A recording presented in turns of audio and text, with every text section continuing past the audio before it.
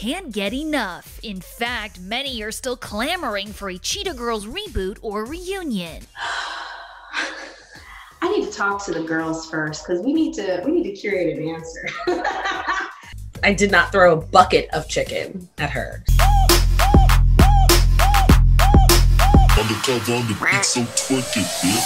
Bonjour, bonsoir tout le monde, je suis ravie de vous retrouver aujourd'hui pour une nouvelle vidéo et aujourd'hui nous allons parler du phénomène des Cheetah Girls. Oui, ça faisait longtemps que j'avais dit que je ferais une vidéo là-dessus, c'était quand j'avais fait la vidéo sur Raven. Donc voilà, ça date mais je l'avais dit, j'y ai repensé récemment et je me suis dit bon allez c'est parti, on va la faire aujourd'hui. Alors gros phénomène effectivement indémodable parce que on continue encore aujourd'hui, les jeunes générations continuent à regarder les films des Cheetah Girls, donc preuve que ça ne vieillit pas. Mais tout ça a commencé quand même il y a une vingtaine d'années, plus précisément en 2003. Il y a 4 jeunes femmes donc qui s'apprêtent à devenir un véritable phénomène, élevant Disney Channel à un niveau sans précédent. Ces 4 jeunes filles, qui sont-elles? Eh bien on a Raven Simonet, Adrienne Bailon, Sabrina Bryan et Kaylee Williams. Mais avant de connaître le succès, commençons par le commencement. Tout d'abord, les Cheetah Girls, à l'origine, c'est une série de livres de Deborah Gregory qui avait pour mission de célébrer l'expérience de la culture afro-américaine. Et elle s'est tout simplement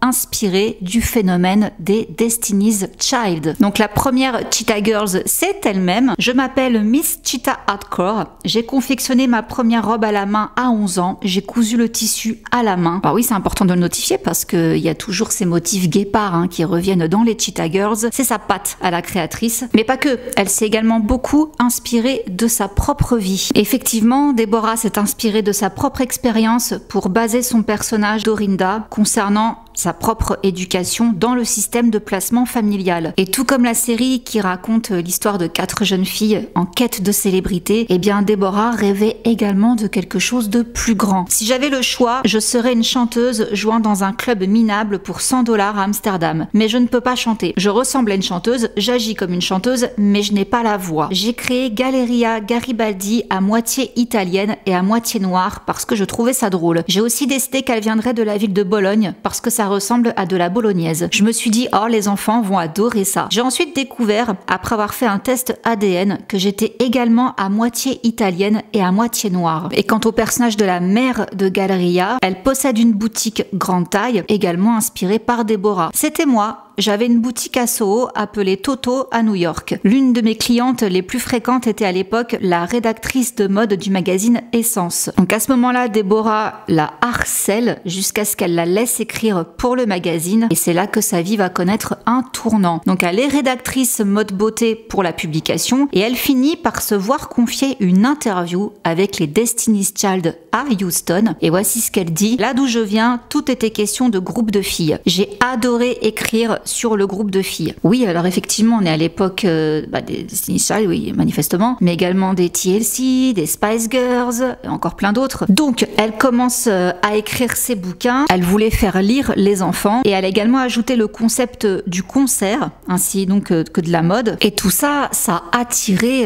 l'attention d'autres personnes, donc dans l'industrie, qui ont vu ces bouquins comme un véritable filon à exploiter. Et ça tombait bien parce que justement, les studios Disney cherchaient à faire un long métrage musical. Donc on a Debra Martin Chase qui a coproduit notamment le film avec Whitney Houston et Brandy Cendrillon, qui a déclaré que Disney Channel avait rejeté sa vision originale d'une émission télévisée basée sur les Cheetah Girls parce qu'ils lui ont dit « Nous ne pouvons pas vendre ça. Au fond, personne ne croira que ces filles noires vivant sur Park Avenue puissent exister. » J'étais furieuse. Gary Marsh, Disney Branded Television, a déclaré « Écoutez, je ne peux pas contrôler les séries, mais je contrôle les films. Si vous en faites un film, je le ferai. » Et oui, c'est une bonne idée parce que justement, on est en train de vouloir faire bouger les choses chez Disney Records. Ils sont déjà en train de transformer les enfants Disney en stars de Disney Channel. Donc beaucoup chantent. Et déjà, ils avaient misé gros sur Hilary Duff. Donc Lizzie McGuire avait vraiment le vent en poupe. Donc Hilary Duff a été la première artiste solo majeure de Disney Channel, mais les Cheetah Girls ont été le premier groupe à mettre la la musique au premier plan de la marque Disney Channel Original Movie. Donc le concept est accepté. Il a donc fallu rassembler un casting qui reflétait la diversité des personnages de l'autrice ainsi que des téléspectateurs de Disney Channel. Et quant à ça, l'autrice se prononce: je voulais vraiment que les filles soient inconnues parce que dans mon esprit, les enfants penseraient vraiment que c'était réel. Raven Simonet. Alors c'est une enfant star, hein, bien sûr, on la connaît du Cosby Show, donc ça a remonté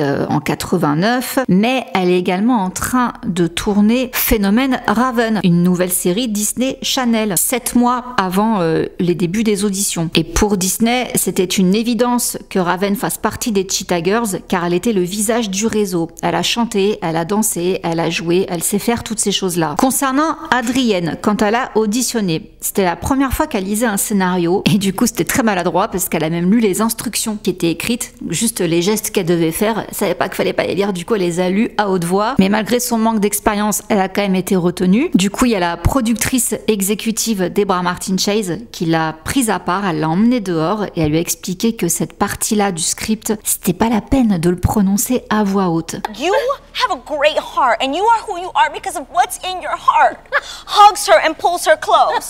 I read the directions! Et après, elle lui a laissé l'opportunité de rejouer la scène. C'est à ce moment-là qu'ils ont vraiment vu qui j'étais et ils se sont dit: ma fille, tu es notre Tucci, tu as le rôle. Ensuite, on a trouvé Sabrina Bryan pour le rôle de Dorinda. Alors elle aussi, elle a parlé de son expérience des auditions. Elle a dit qu'elle avait participé à de nombreuses auditions pour des émissions de Disney Channel avant d'obtenir le rôle de Dorinda. Elle dit que c'était tellement excitant de jouer enfin un personnage de Disney Channel. Et elle a lu les 4 personnages principaux avant d'obtenir le rôle de Dorinda. Quant à Kelly et Adrienne, elles se connaissaient déjà parce qu'elles faisaient partie d'un groupe qui s'appelle 3LW, qui sera dissous un peu plus tard en 2007. Mais il y en a quand même une qui a failli faire partie des Cheetah Girls, mais qui a dû être remplacée au dernier moment. Il s'agit de Solange, la sœur de Beyoncé. À la base, elle devait incarner le personnage Aqua, mais elle était aussi en train de préparer un album solo et normalement la sortie de son album solo ne devait pas coïncider avec le tournage des Cheetah Girls. Finalement, ils ont avancé la sortie de son album, du coup niveau planning ça le faisait plus, donc elle a dû quitter l'aventure. Donc ils l'ont remplacée. Une autre aussi qui a auditionné pour les Cheetah Girls mais qui n'a pas été retenue, il s'agit de Naya Rivera. Elle en parlait justement dans ses mémoires Sorry Not Sorry, qu'elle avait auditionné mais que ça ne l'avait pas fait. Bon, finalement on la retrouvera plus tard dans Glee. Alors concernant la musique qui a donc une part très importante dans les Cheetah Girls, on a Raven Simonet qui s'est exprimée là-dessus. Elle dit que sur ses albums solo, c'était plus R&B et un peu plus lent, mais qu'elle apprécie les éléments pop de la musique, tout comme elle appréciait de faire l'expérience d'un groupe de filles pour la première fois. Normalement, quand je fais de la musique, j'ai tout un tas de danseurs avec moi. Je suis donc habituée à cette énergie masculine. Et je me suis dit, d'accord, je vais donc être le mec dans ce scénario. J'ai compris. C'était amusant de pouvoir partager la scène avec d'autres femmes vraiment talentueuses et de ne pas avoir à supporter le poids du monde uniquement sur mes épaules. Je pouvais enfin partager la scène. Avant que le film sorte, ils ont d'abord sorti la bande originale. En fait, tout ça, c'était un test, parce qu'encore une fois, c'était vraiment à tâtons. De créer un groupe en fait chez Disney, c'était tout nouveau, donc ils se sont dit on va d'abord sortir l'album, on va voir ce que ça donne, est-ce que les gens vont être réceptifs et juste après on sortira le film. La bande originale est donc sortie le 12 août 2003 et Raven dit nous n'étions même pas sûrs de faire un album de bande originale parce que c'était en quelque sorte le premier. Nous avons 4 ou 5 chansons puis quelques chansons sous licence que nous avons ajoutées à l'album. Personne ne savait ce que ça allait être. Alors ils se sont naturellement inspiré des Destiny's Child, En Vogue, TLC pour composer la musique ainsi que les paroles. Et les filles sont parties enregistrer au studio Herzberg à Studio City. Et le film a quant à lui été tourné à Toronto. Mais il faut savoir qu'elles ont eu un entraînement très intensif de plusieurs semaines, un camp d'entraînement en fait, où elles ne faisaient que chanter et danser toute la journée. Et ensuite elles ont tourné le film pendant 6 semaines. Et concernant par exemple la chanson Cinderella, dans cette séquence justement où elle chante Cinderella là pour la scène d'audition du spectacle de talent. Ça a fait une énorme impression sur Sabrina Bryan. Elle dit qu'il n'y avait pas beaucoup de monde dans le public. Nous créions l'énergie de cette musique en nous quatre. Et en réalité, c'était juste l'équipe qui était dans le public. Mais ça a été un moment magique, un moment de symbiose entre les filles. Il y a même la mère de Raven-Symoné qui a tout de suite vu qu'il y avait une magie qui s'était créée entre les filles sur ce morceau, donc sur cet extrait Cinderella. D'ailleurs, elle adore cette chanson, sa préférée, elle l'écoute en boucle, comme nous confie Raven. C'était tellement intéressant, dit-elle, parce que quand je la chantais, je n'entendais pas les paroles. Je l'ai juste chantée parce que je savais que j'avais un travail à faire et que je devais le faire. Maintenant, quand je l'écoute à nouveau, je me dis oh là là, mais ça parlait en fait du pouvoir des filles. Girl Power, et oui. Donc justement, elles ont chanté Girl Power. C'est sur cette chanson que les producteurs étaient le plus satisfaits parce qu'ils disent que c'est sur ce morceau-là qu'ils ont justement réussi à vraiment donner le temps de chant à chacune et le focus sur chacune. Bon, le succès a été énorme à la sortie du film. Même l'album s'est très bien vendu. Elles ont même été, d'après ce qu'on dit, celles qui ont ouvert la voie aux autres comédies musicales de chez Disney. Et à ce propos, Raven déclare « J'aime être la première ». Je dirais juste ça. C'est une bonne chose de pouvoir dire cette phrase. Nous avons ouvert la voie. C'est intéressant parce que non seulement nous étions avant-gardistes en matière de musique, mais nous étions aussi des personnes de couleur. Sabrina Bryan, quant à elle, dit « Ce que j'aime le plus, c'est de voir maintenant les filles qui étaient de petites filles à l'époque, donc celles qui les regardaient, qui sont maintenant des chefs d'entreprise et qui font ce qu'elles voulaient quand elles étaient petites en nous regardant. » Le message était « Vous pouvez le faire. Si c'est ce que vous voulez, eh bien, travaillez dur, vous pouvez le faire. » Et c'est vraiment un privilège de savoir que j'ai joué un rôle important dans quelque chose d'aussi énorme à bien des égards. Alors, la première semaine de la sortie de la bande-son, eh bien, ils ont fait 5000 unités. Donc, au début, elles se sont dit, waouh, ok, bah, c'est pas mal. Ça a fait l'objet d'une promotion sur la chaîne. Du coup, la semaine d'après, bah, il y a eu 10 000 unités découlées. Et elles se sont dit, ah, on commence à monter des paliers. Et ça, jusqu'à ce qu'elles atteignent les 2 millions d'exemplaires. C'est devenu un disque double platine. Le film, quant à lui, il a accumulé plus de 84 millions de vues. Cet esprit de jeunes filles qui veulent absolument percer. En plus, un groupe de filles de couleur, pas que des blanches. Là, il y avait beaucoup plus de représentation. Tout le monde pouvait s'y retrouver. Bah, du coup, ça a énormément plu. Donc, non seulement elles sont d'origines différentes, mais en plus, elles ont toutes des talents individualistes et elles sont toutes amies. Dès le premier film, nous nous sommes vraiment connectés et nous étions si tristes à la fin du tournage parce que nous pensions que ce serait tout. Et puis, lorsque nous avons repris les performances, puis la tournée de Noël et encore plus, nous sommes restés aussi proches. De tout ça se dégageait une énergie hyper positive. Donc, même les médias autour, tout le monde a très bien réagi. Donc, aucune exclusion n'a été faite. Ça a du coup été de forts modèles pour la jeunesse en se disant que, bah, elle aussi, un jour, elle pourrait peut-être devenir des Cheetah Girls dans la vraie vie. Et comme le dit Sabrina, vous êtes une Cheetah Girl à cause de qui vous êtes et de ce qu'il y a dans votre cœur. Oui, effectivement, donc 20 ans plus tard, on chante encore Cinderella, par exemple. Ensuite, nous sommes le 11 octobre 2005. Là, changement de direction, mais qui va être un peu confusant, du coup, parce que les Cheetah Girls sont donc un groupe fictif. Ça n'est pas un vrai groupe, c'est un groupe qui a été créé pour faire un film et l'album avec. Bah là, Disney Channel va en faire un vrai groupe. Mais c'est un petit peu compliqué parce que le nom des membres du groupe, c'est pas leur vrai nom aux chanteuses. Donc ça va être un peu confus à ce niveau-là. Bon bah d'accord, allons-y, let's go. Mais ce sera sans Raven parce que, comme je vous disais, donc elle avait commencé à tourner la série Phénomène Raven 7 mois avant qu'on crée les Cheetah Girls. Là, entre-temps, la série est sortie. Ça fait un énorme carton, donc il y a d'autres saisons qui vont arriver derrière. En plus, elle a fait aussi d'autres apparitions dans d'autres séries Disney Channel. Enfin bref, elle était overbookée, la fille, donc elle ne pouvait pas réintégrer le groupe comme ça, quoi. Pas le temps. Bon bah c'est pas grave, on a fait sans elle. Et la première chanson enregistrée à 3 que les filles ont faite, c'était un titre pour la bande originale du film Hercule, I Won't Say I'm in Love. Par la suite, elles sortent un album, toujours sous licence Walt Disney Records, bien sûr, Cheetah-licious Christmas. Donc là, c'est un album pour Noël. Elles ont même participé cette fois-ci à l'écriture. Bon, l'album a très bien marché, très très bien. Surtout le titre Cheetah-licious Christmas. Et afin de promouvoir cet album, eh bien, le groupe est parti faire une série de concerts qui a été un franc succès. Donc ça, c'était sur 2005. Ensuite, on arrive en début 2006. Elle commence à travailler sur un album officiel parce que là, c'était pas un vrai album. Enfin, c'était un album, oui, mais un album de Noël. C'était pas, voilà, c'est toujours un petit peu à part les albums de fête. Donc là, elle travaille sur un vrai album. Vous avez compris la nuance, quoi. qui s'appelle TCG et ils enchaînent avec la production de Cheetah Girls 2. Alors le tournage du deuxième volet, il a eu lieu à Barcelone. Raven est revenu pour ce deuxième opus, sauf qu'on la reverra pas par la suite. À ce qui paraît, ça s'est mal passé. Ça, elle en a parlé longtemps après. Il y avait une déconnexion en fait qui s'était faite entre elle et les filles. Bon, on va en reparler plus tard parce qu'il y a eu règlement de compte au Quai Coral en 2020.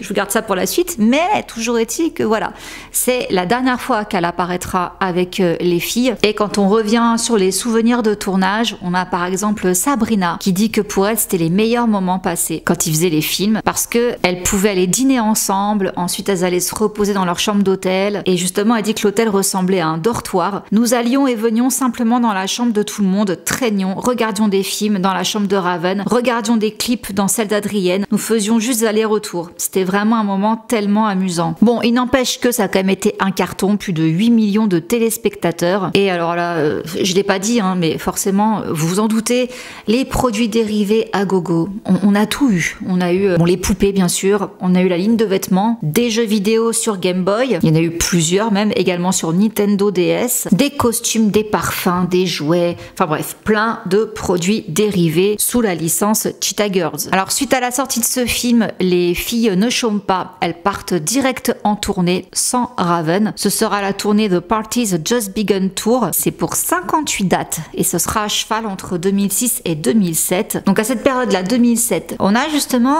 Adrienne qui sort avec Rob Kardashian. On a pu du coup la voir dans l'incroyable famille Kardashian et on voit justement une scène où elle explique à Rob qu'elle va bientôt repartir tourner en Inde le troisième opus des Cheetah Girls. Bon alors il est désespéré, il est triste parce qu'ils vont pas se voir pendant plusieurs mois. Pour info, ils resteront ensemble jusqu'en 2009. Et du coup, mois d'août 2008 sort The Cheetah Girls One World, un monde unique en français. Donc là on a que les trois filles, Dorinda, Chanel et Aqua. Elles se retrouvent à New Delhi. Alors le film a bien marché, c'était inspiré un peu de Bollywood, mais moins que les deux autres. Alors certains se sont dit oui, c'est parce qu'il n'y a pas Raven. Impossible de le savoir, hein. Des fois un troisième opus ça marche moins, enfin bref, on peut pas trop juger je pense là-dessus. Mais en tout cas, l'autrice s'est exprimée sur son énervement que Raven ne soit pas revenue. Elle dit il y avait eu une grande rupture entre Raven et le reste des filles parce qu'elle était une star dès son plus jeune âge. Mais ça m'exaspère qu'elle ne soit pas revenue faire le troisième film. C'était comme tuer ma franchise.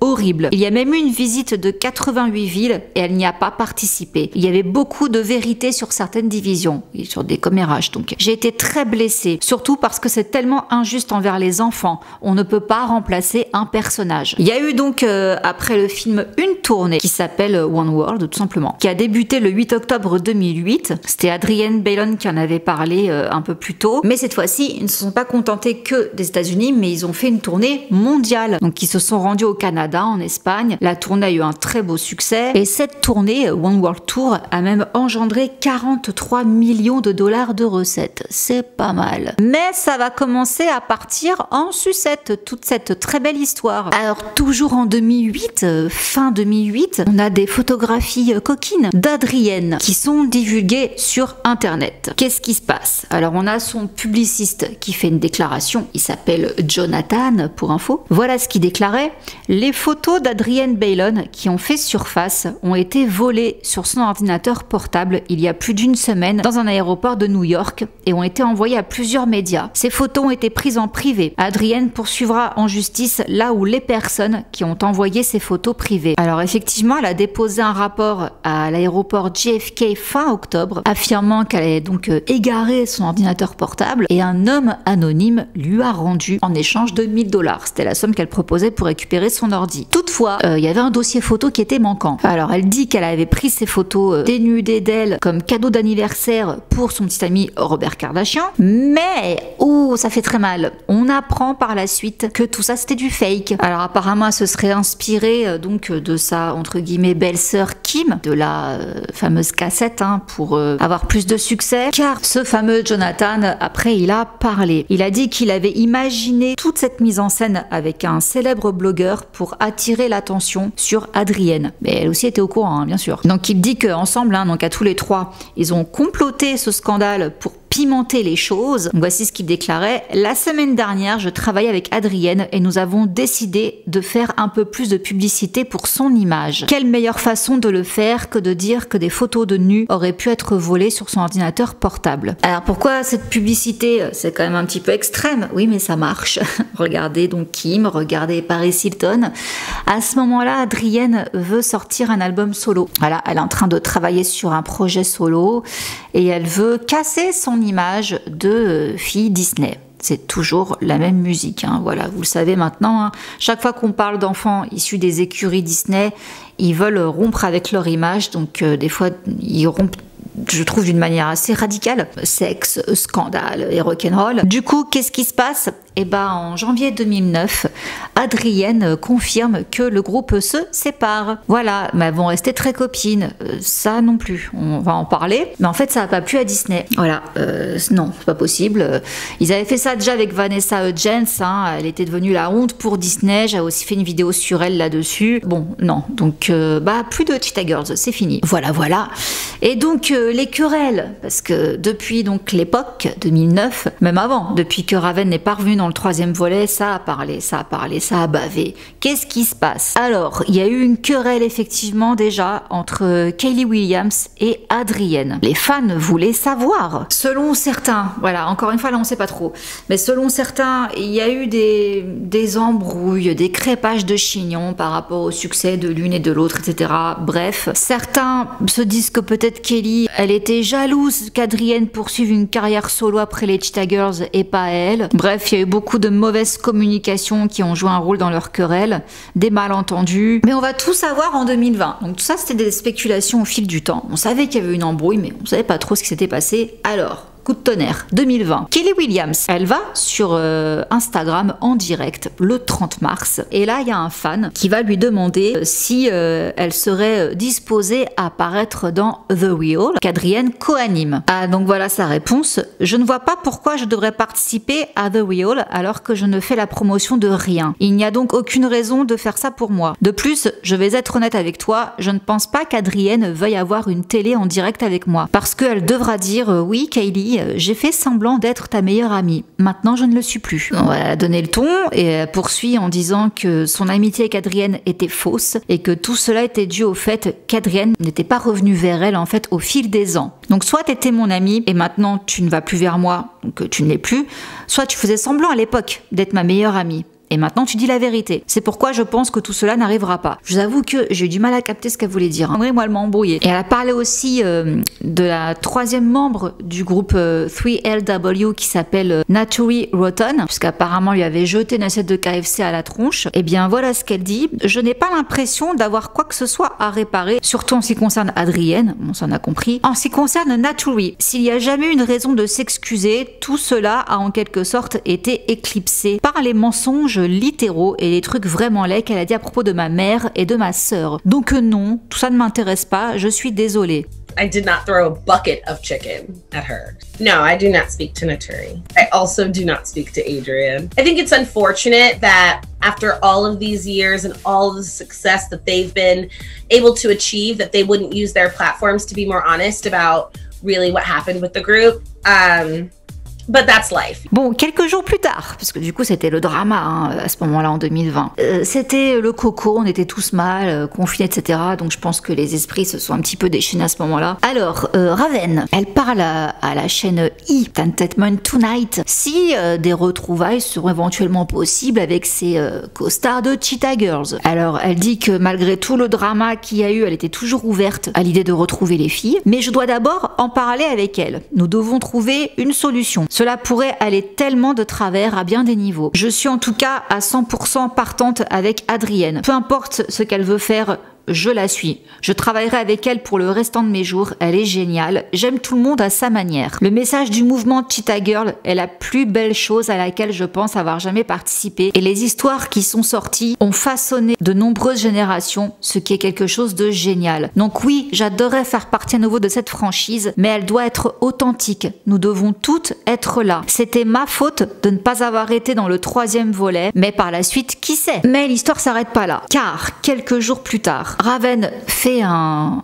live sur Instagram et Kelly demande à participer. Ok, bon bah règlement de compte à OK Corral parce qu'il y avait des rumeurs aussi. Comme quoi Kelly avait en gros menacé de dénoncer l'homosexualité de Raven plusieurs années auparavant et Kelly a dit hop hop hop hop hop non ça par contre non. Donc voilà, elle est venue sur le live de Raven et voici ce que Raven lui racontait. Je me suis mise dans des endroits avec des gens de toutes sortes de manière différente et il suffit de l'apprécier pour ce que c'est. Grâce à toi, je peux te parler et guérir une blessure de cette période où nous étions plus jeunes, ce que je n'aurais probablement pas pu faire si je ne comprenais pas ça. À un moment donné de la discussion, Kelly a demandé à Raven pourquoi elle avait refusé d'apparaître dans la suite de Cheetah Girls en 2008 et elle a expliqué qu'elle se sentait plus acceptée dans le groupe. Ce qui s'est passé pendant ce film m'a fait me sentir exclue de mon équipe d'origine. Ce n'était pas très prononcé au début, mais je me suis sentie exclue. Il y a eu plein d'autres choses qui ont mené à ce moment et c'était bizarre, même personnellement en dehors du travail. C'est alors que Belinda et moi sommes devenus amis parce que nous nous sentions ostracisés. Belinda, on l'a vu dans le 2e opus des Cheetah Girls. Alors Kelly lui a répondu, elle lui a fait comprendre qu'en fait c'est pas ça, c'est que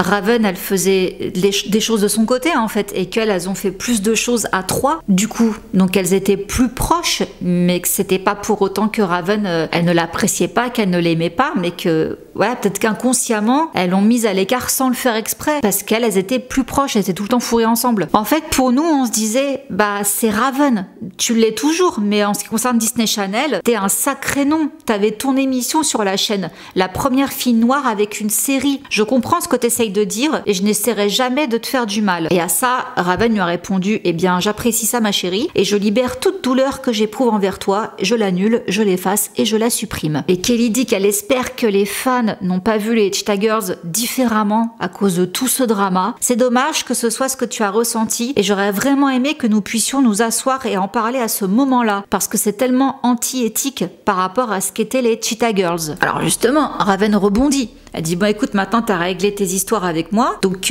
prochaine étape va parler à Adrienne. Et alors là Kelly no way.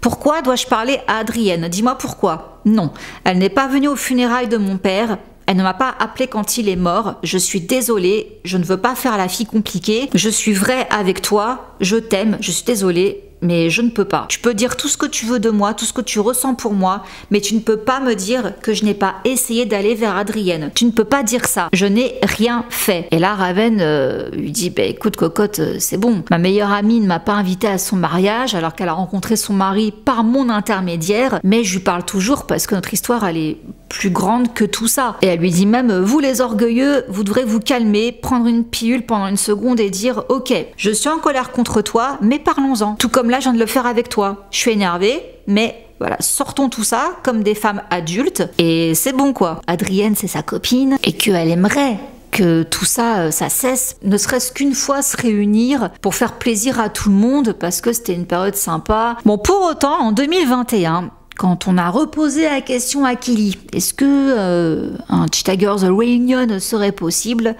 Elle a dit, il y a une bonne part d'ego là-dedans, mais je pense vraiment que nous abordons tous les Cheetah Girls d'un point de vue très professionnel. Participer aux Cheetah Girls, c'était bien parce qu'on était une source d'inspiration pour les jeunes femmes. On pouvait voir des enfants de 6 ans et leurs yeux s'illuminer. C'était une expérience tellement enrichissante. Je ne vois pas toutes les femmes dire non à cela, simplement parce que je sais à quel point cela nous a fait du bien. Donc on ne sait jamais. Par contre, il y a eu une réunion entre Raven et Adrienne. Elle est venue pour apparaître dans la 5e saison de la série dérivée de Raven. Donc voilà, elles ont dit qu'elles étaient encore toujours hyper contentes de travailler ensemble. Et quand on demande à Sabrina ce qu'elle pense d'un reboot de Cheetah Girls, elle dit qu'elle adorerait que ça se fasse, qu'il y ait un spectacle de retrouvailles car elle adore monter sur scène et elle aimerait faire ça à nouveau avec les filles, mais que pour l'instant, il n'y a rien encore qui a vraiment été proposé. Elle a dit qu'elle est restée très amie par contre avec Kaylee. C'est l'une de ses meilleures amies du début jusqu'à maintenant. C'était même sa demoiselle d'honneur à son mariage. Mais que même si elle voyait plus Raven et Adrienne, elle adorait voir leur carrière s'épanouir, qu'elles étaient incroyables. J'adore voir tout le travail qu'elles ont accompli. C'est vraiment amusant de regarder ça de loin. Donc voilà, c'est toujours très incertain. Je pense qu'il y a effectivement un gros problème entre Kaylee Kelly et Adrienne, et je pense que c'est là que ça coince, parce que je pense que tous les autres, il n'y aurait aucun souci. Il n'y a pas l'air d'avoir d'animosité quoi entre Sabrina, Raven, Adrienne, mais Kelly et Adrienne, c'est foutu. Donc bon, il n'empêche que ce qu'on peut retenir de tout ça, c'est que ça a traversé les 2 dernières décennies. Ça a été la première comédie musicale de Disney Channel qui a ouvert la voie aux autres, comme High School Musical, Camp Rock, Teen Beach Movie et d'autres encore. Donc c'est pas rien, ça a été un sacré phénomène. Et est-ce qu'un jour on aura un reboot, un nouveau film, une réunion, que sais-je? Je sais pas, ça m'a l'air mal engagé, donc nous verrons bien. Bon bah voilà, écoutez, j'espère que cette vidéo consacrée aux Cheetah Girls, l'envers du décor, la genèse, tout ça, vous aura plu.